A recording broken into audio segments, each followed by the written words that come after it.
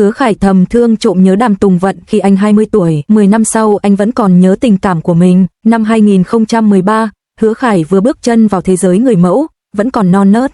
Một buổi chiều bình thường, anh để ý thấy một cô gái có nụ cười ngọt ngào, Đàm Tùng Vận. Khi đó, không ai biết rằng cái tên này sẽ ở trong lòng anh lâu như vậy. Tình cảm của một chàng trai 20 tuổi có thể nghiêm túc đến mức nào? Có lẽ ngay cả bản thân anh cũng không coi trọng điều đó. Suy cho cùng, mỗi ngày trong ngành giải trí lại xuất hiện thêm nhiều gương mặt mới, nhiều nụ cười rạng rỡ hơn, nhưng anh vẫn nhớ câu nói này. Trong những ngày tháng khó khăn khi chuyển sang diễn xuất, sự trân trọng ẩn sâu trong lòng anh đã trở thành một điều gì đó đặc biệt. 10 năm sau, You're More Beautiful Than Starlight đã đưa hai người đến với nhau. Bộ phim khắc họa mối tình đơn phương 10 năm của Hàn Đình dành cho Kỳ Hành.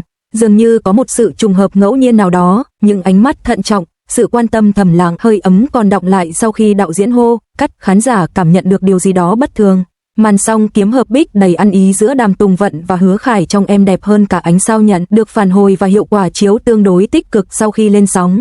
Nội dung phim trên thực tế không quá đặc sắc, vẫn xuất hiện một vài lỗ hổng khiến người xem chưa hài lòng, nhưng điều khiến netizen theo dõi phim tới những phút giây cuối cùng là bởi chemistry cực đỉnh của bộ đôi chính.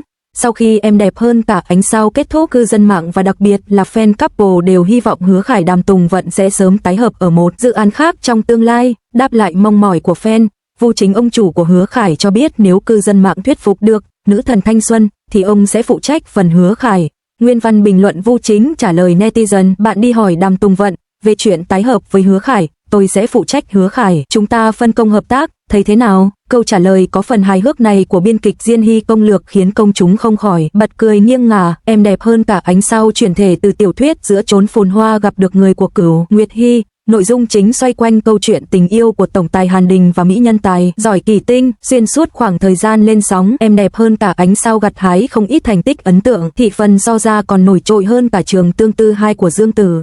Cách đây không lâu, phim còn chứng thực là tác phẩm có rating dẫn đầu top 1 Đài Hồ Nam kể từ đầu năm 2024 đến nay. Có người đã đếm được rằng bộ phim này có gần 1.000 cảnh hôn, nhưng điều cảm động nhất không phải là số lượng cảnh thân mật, đó là cách anh nhìn cô vào một khoảnh khắc nào đó. Ánh mắt anh dành cho cô khi cô 20 tuổi, nhìn anh qua màn hình. Chính xác là như vậy, trong thập kỷ qua, anh đã chuyển hướng từ người mẫu sang diễn viên. Cô từ một ngôi sao đang lên trở thành một nữ diễn viên được kính trọng. Con đường tưởng chừng song song của họ cuối cùng đã giao nhau. Có người nói đó là một chiêu trò tiếp thị, nhưng ánh sao trong mắt họ thì không hề dối trá. Thời gian không bao giờ nói dối, sự hấp dẫn ban đầu ở tuổi 20 có thể kéo dài được bao lâu? Hứa Khải đã trả lời câu hỏi của mình sau 10 năm. Đó không phải là một lời thú nhận hoành tráng, kịch tính, mà là một giai đoạn trưởng thành lặng lẽ, cho đến khi anh có thể tự hào đứng bên cạnh cô trong diễn xuất. Những câu chuyện như vậy thực sự rất hiếm trong ngành giải trí. Trong thời đại tình yêu chóng vánh và hời hợt này, một số người thậm chí còn dành ra 10 năm để theo đuổi nguyện vọng ban đầu của mình, kể cả khi đó chỉ là sự đánh giá một chiều. Đủ đẹp rồi, lần tới khi bạn nghĩ về mối tình đơn phương thời trẻ của mình đã kết thúc không để lại dấu vết, có lẽ không cần phải hối tiếc, mọi cảm xúc chân thành đều sẽ tìm được chỗ đứng vào đúng thời điểm. Phim mới của Hứa Khải và Đàm Tùng Vận đã trở thành chủ đề nóng ngay cả trước khi phát sóng, với cư dân mạng reo hò "Xin chào từ Đàm Tùng Vận" và hashtag đã thu hút hơn 300 triệu lượt xem. Những tương tác trên phim trường của họ vô cùng chân thực, cách Hứa Khải cầm ô cho Đàm Tùng Vận mang lại cảm giác như một người quen. Lần này, Đàm Tùng Vận vào vai một nữ doanh nhân, mặc vest và đi giày cao gót, hoàn toàn không có chút nét nữ tính nào. Diện mạo vest của Hứa Khải được khen ngợi, nhưng điều thậm chí còn cảm động hơn là ánh mắt dịu dàng của anh khi nhìn Đàm Tùng Vận. Nó dịu dàng đến mức không giống diễn xuất. Bộ phim tránh xa những cốt truyện cường điệu, thay vào đó tập trung vào cuộc sống thường ngày, điều mà khán giả càng yêu thích hơn. Cách tiếp cận này khá thú vị. Việc dựa vào sự chân thực thay vì sáo rỗng có thể sẽ dần dần chinh phục người hâm mộ. Hứa Khải cầm ô cho Đàm Tùng Vận trên phim trường, ánh mắt ấy ngọt ngào đến mức không công bằng, ngay cả kẹo cứng cũng không ngọt ngào đến thế. Tin lớn, Hứa Khải thản nhiên mở ô, và Đàm Tùng Vận mỉm cười e thẹn, ngay lập tức đẩy hashtag thăng Sukhla Đàm Tùng Vận lên 300 triệu lượt xem. Cư dân mạng thốt lên, đây không phải diễn xuất mà giống như họ đang tắm cho chúng ta bằng sự ngọt ngào trên phim trường vậy. Một sự đảo ngược hoàn toàn. Đàm Tùng Vận rũ bỏ hình tượng ngọt ngào, nữ tính, giữa bộ phim lẫn danh tiếng của cô nàng. Tuy nhiên, sau tiến bộ về diễn xuất của Hứa Khải trong Thừa Hoan Ký, khán giả kỳ vọng màn diễn xuất bùng nổ của anh trong Em Đẹp Hơn Cả Sao Trời.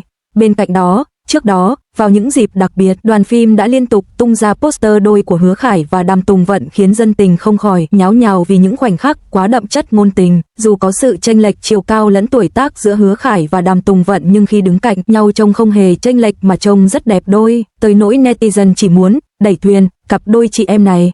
Chính vì thế, fan hâm mộ cho biết họ đặt rất nhiều kỳ vọng vào lần kết hợp này của hai người. Em còn đẹp hơn cả sao trời có kịch bản chuyển thể từ tiểu thuyết Bắc Kinh nào đẹp bằng em của Cửu Nguyệt Hy, nội dung xoay quay chuyện tình của cặp đôi chính Kỳ Tinh và Hàn Đinh. Nữ chính Kỳ Tinh là một cô gái tài giỏi, mạnh mẽ, trong lòng luôn nung nấu ước mơ lập nghiệp nên tự mình quyết định mở công ty, xoay sở mọi thứ, vậy nhưng lại vấp phải muôn vàn khó khăn, giữa lúc đang chật vật trăm ngàn mối lo, chỉ vì cô lao đầu vào công việc nên lơ là bạn trai 7 năm Thiệu Nhất Thần, khiến anh dứt khoát ra đi và chọn ở bên cô gái khác.